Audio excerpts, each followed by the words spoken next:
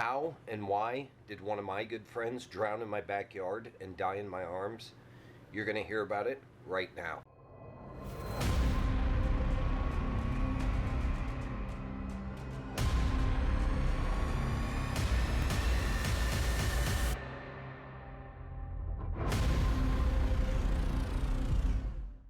Hey everyone, welcome to another episode of Gritstock. This is actually episode number 1, so glad you tuned in and checking it out. My story today comes from 1997. In 97, my daughter had recently passed away. She was 2 years old. That's a whole nother story for another day, for another episode. And I was throwing a party. I lived in a condo on a man-made lake outside Chicago. And the man-made lake at the deepest point was only about 6 feet deep. You could walk out 50 yards and be like chest-high water, depending on how tall you are. I'm 6 foot tall, so like 50 feet out would come to here. And there was about 75 people at my party. I lived in a condo that was kind of like a duplex. There was 4 of them, and all the neighbors were all about the same age. We all got together through this big party. It was supposed to be kind of a party to get me out of my funk after my daughter had died. And one of my friends came from Decatur, Illinois, which is like central Illinois, I guess, if you want to say, maybe central south. One of my good friends came, and we partied a little bit on a Friday, and I had about 15 people just crash at my condo. People were sleeping on the couches, on the floors, all over the place. And his name was James. I'm not going to say his last name, but his name was James. And we woke up first the next morning, probably about, 9:30, 10. And he said, hey, let's go get something to eat. And I said, okay. So we went to a Mexican place and grabbed something to eat. We did a shot of tequila, get the day going, because that was the actual day of the party, was Saturday. We went to Walmart and we bought every inflatable raft we could buy, like off the shelf. And I think we ended up buying about 25 of them. And so throughout the day, we had in a little floatable cooler, we had some beer on a little floatable raft, and we were out on the water like most of the day. I remember I got really sunburned that day. It was really hot. Humidity was really high. It was probably 90 degrees. And for Illinois, that's hot because the humidity's high. And so he bought a bottle of Sailor Jerry, and he sat on my dock, and he drank sitting on the dock, and all day we were floating around, like 25 of us, and we'd grab the person next to us, we'd grab their inflatable raft or put a foot on it. So we were all kind of floating around like one big unit, I guess, if you want to say. But and I remember yelling 3 or 4 times to him, hey, come in the water. And he said, no, I don't want to swim while I'm drinking, blah, blah, blah. And we stayed out most of the day, and it just started to get dark. It was probably about 7 o'clock at night, I'd say. The sun was going down. And we had a DJ, we had a couple kegs set up, all sorts of stuff. And everybody's partying. And he wouldn't get in the water all day long because he said he didn't want to swim and drink. And his ex-girlfriend showed up, and she took her clothes off, had this tiny bikini on, and she said, James, get in the water with me. Well, he goes and gets in the water with her. And I was sitting up on top of my hill. My backyard was flat, but it went down, sloped down with like 10 steps to my little 30-foot beach with a dock. And I was sitting there and listening to the music, having a drink, and he got in the water with her, and they were maybe 15, 20 feet away from the dock. They were literally in like waist-high water. And they were sitting there talking, having a drink or whatever, and I didn't think nothing of it. So I got up, I went over, started talking, mingling with people, talking to everybody who'd come to my party. And I remember there was a friend of mine who was kind of a country dude, and he was sitting on a picnic table I had in my backyard, and over all the music, all the people talking, the noise, I heard him yell, "Drew." And when I looked over, he was sitting on the picnic table, and I'll never forget, his look is ingrained in my memory forever. The way he looked at me, he was staring at me wide-eyed, tears in his eyes, and he was just pointing, staring at me, pointing at the water. And he was like trying to say something, but nothing was coming out after he said my name. So I ran over, I said, "What's up?" And I looked, and he said, he looked me dead in the eye, and he said, "He never came up." That's all he said. And I looked down to the water, and James's girlfriend's standing in water waist high, and the water's just dead calm, and he's just not there. And so I yelled, "Call 911." I ran, and I jumped the entire flight of steps, slammed down on my dock on my side, jumped up and dove into the water. And like I said, it was only waist deep. And I swam out to his girlfriend, who was only like 20 feet out. And I swam around. I was diving down. The bottom is this man-made lake is soot. So it's like really soft quicksand. When you'd step in it, it'd come up over to like your mid-calf, because it was just mucky and muddy. And I swam around, and there was about 75 people. And not everyone reacts this way, because we all react different to different situations. But I've always been one of those people that if something crazy goes down, whether it be a car wreck, which I have stories for that, motorcycle wreck, I have stories for that, I always jump into action. I don't know what is in my head. I don't think, I just react.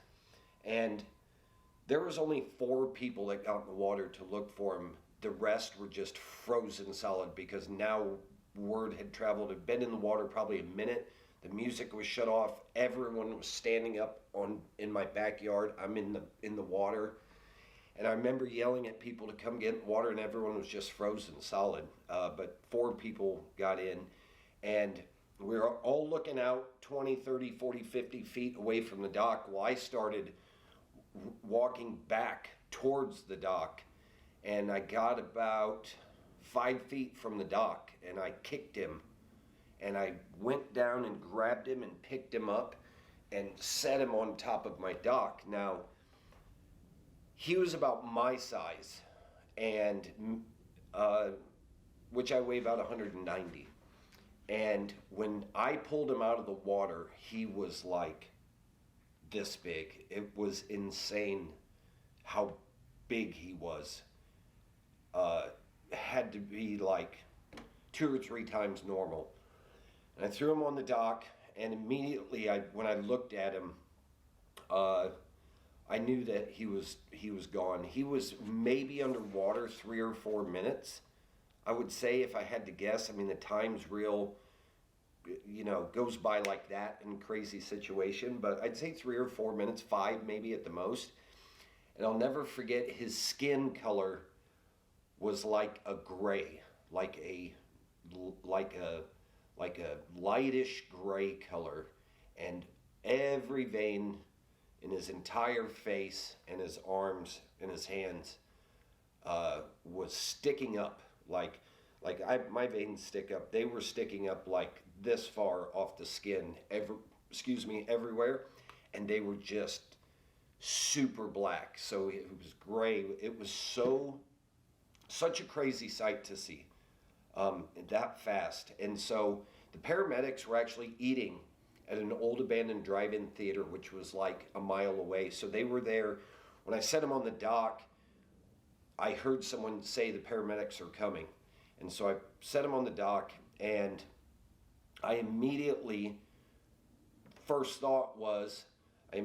reached into his mouth and swiped to see if there was anything in his throat. And when I put my fingers in his mouth, I hit just solid mud, just like this. And when I pulled him out, my fingers were dripping mud. And I was just like, holy moly. So the paramedics come down, they put some patches on him, some leads, and they hook him up, and they had the little like monitor thing that showed blood pressure, heart rate, stuff like that, and it was just flatlined. And I'll never forget. I'm standing waist high water. Here's my doc, about this level. He's sitting there, and I'm just mind blown at what's going on. My 2-year-old daughter had recently passed away.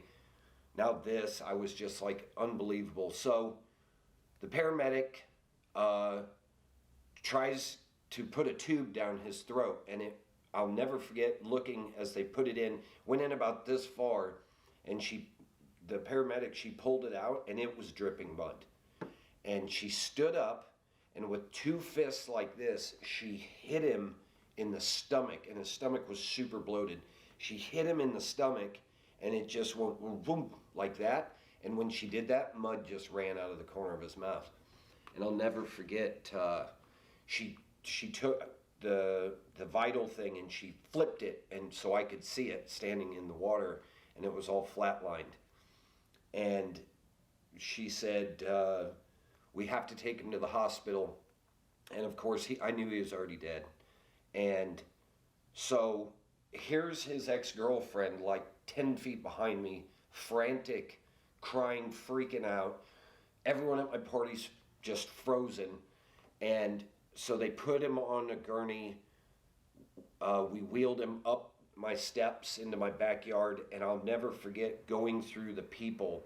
And his brother had went to get, we had a couple kegs, but his brother went to get some more liquor, and he had gotten back, had no idea what was going on. And I'll never forget, we're wheeling him down the side of my condo to the front where the ambulance was, and here he came jogging around with a bag with a couple bottles of liquor, and I'll never forget him stopping as we wheeled his brother by, dead. And I was helping the ambulance people, and I'll never forget the look on his face that he gave me. It is like the look of my friend sitting on the picnic table that yelled at me about him going under and not coming up, and the look of his brother, they're just stuck in my head forever. I do the best to not see them, but I see their faces all the time. It's so traumatic. It was terrifying to see them. And so I went in the ambulance with them, rode to the hospital. They took him in. They finally got a tube down him. They made me wait just outside they pulled a curtain while they tried to intubate him and stuff. Finally got a tube down him. And then the doctor came out and told me that he had died, which obviously I knew. And so I'm in swim trunks, flip-flops, and no shirt in the hospital, in the ER. And I can't even tell you, the having one of your good friends die like that in your backyard it's terrible. It's terrible. But so then the whole journey began, because they took me into a room, which I think is like some sort of, they have a phone, flowers, soft music. It reminds me of a funeral home. And they said, here, use the phone. They said, you have to call his parents. And I was like, I have to call his parents. And they were like, yeah, you need to call his parents and tell them that he died. And I'm like, shit. So now I have to call his parents and let him know he drowned at my party, in my lake, in my backyard, which is not cool. And I asked the ER people if they would call, and they said no, they needed me to call. So that was a really difficult phone call. His parents were divorced, so I had to call both of them. And his dad has been through quite a lot in life, and his dad's, I don't want to say hardened, cold, but he's very stoic. And I'll never forget, he said he's on the way, and it was like an hour and a half drive from Decatur up to the hospital. And I'll never forget when his dad walked in. And I was like, oh, I wonder how his dad's going to react. And his dad walked in, and I took him back there. I was now sitting in the room with his body, and he still had the tube with the tape and everything. And his dad walked in, and I'll never forget this. His dad walked in, and maybe this is just a parent's reaction to that type of tragedy, the shock, who knows. But he walked in, and he looked at him, and all he said was, "You mess with the bull, you get the horns." And he turned around and walked out. And I was like, what was that? Like, I was expecting him to break down and cry, maybe get mad. He just said that and walked out. Well, obviously he was in shock because they were really close. And so I went outside. His dad was smoking a cigarette. I talked to his dad, but his instant reaction was really mind-blowing. So then I said, "Stay out here if it's too much," and he did. He sat outside the hospital on a bench, chain smoking. And so then his girlfriend and his ex-girlfriend and his brother show up at the hospital. I take him back there, and he had a ponytail, and he had it braided, and it was about this long. And he was also wearing a Swatch watch that he had found on the ground when we went to a Grateful Dead show, like, I don't know, like 5 years before that or something. And his ex-girlfriend says, "I want his braid." So I had to go get a nurse. I think I got a nurse, had them give me scissors, and I had to go, like, kind of turn him on his side and cut his ponytail off that was braided. And it was, I don't want to say creepy, it was rough. It was super hard to do. And so I did that, and I was shaking. I remember holding the scissors, just shaking. And I cut his ponytail off. I walked over, handed it to his ex-girlfriend. She started crying. She ran out of the room. And then his brother, who was sitting down, said, "I want his Swatch watch that he found at the Dead show." So then I go over and I take his Swatch watch off and give it to him. So I go back, I ride back to my house with his brother and his ex-girlfriend, which was a really quiet, dead quiet ride. I don't think any of us said anything. And when I got back to the party, I was like, oh, the party, everybody's probably traumatized and everyone's left. I got back there, not one person had left. Everybody was standing around in shock. I'll never forget walking around the back of my condo. We had a little fire pit with the fire going. And I walked down, and if all this chaos of everything that had happened, he was drinking a bottle of Sailor Jerry all day, Fifth. And there was about this much left, and it was still sitting on the dock. So I grabbed that bottle of Sailor Jerry, went inside, put it in my bedroom, went back out, and we basically all sat there and reminisced about him, talked about his life, talked about all of our experiences with him, the fun we've had, the laughs we had, the concerts we went to. And it was really sad because literally I was telling a story, and like 5 hours before, he was getting into the water. It's so crazy. But so then we had his funeral, and we kind of threw a party, an after party after his funeral, because that's what he would have wanted. He was a hippie kid, and he loved to party, and so he would have wanted that. So we got together, and at his funeral, I had brought that bottle of Sailor Jerry, and I spoke at his funeral, at his casket in the cemetery, and I called up his brother, his dad, and a couple of our close friends, and we all took a swig of that Sailor Jerry, and that was a pretty cool way to honor him. Was something from the actual place that happened, but unbelievable. It's heartbreaking. It taught me a lot. Not at the time, but now looking back, it's taught me a lot about life. This is one instance. I have too many stories to count that you guys will hear, but yeah, so we had his funeral, and uh, we we all stayed pretty close for about 3 years, and then everyone drifted apart. People got married and moved away and stuff. So, but I think about him all the time. It's hard not to when that happens at your house in your backyard, and my involvement was so throughout the whole thing was just so in depth. But yeah, so rest in peace, James. Glad to tell that story. He'd probably want me to tell that story, to be honest with you, knowing him. And yeah, like and subscribe. And if you have any questions, leave them in the comments. I'll do my best to answer them. Keep your chin up. Stay positive. And just remember, there's people out there that love you. So stay positive. Till next time, have a great day.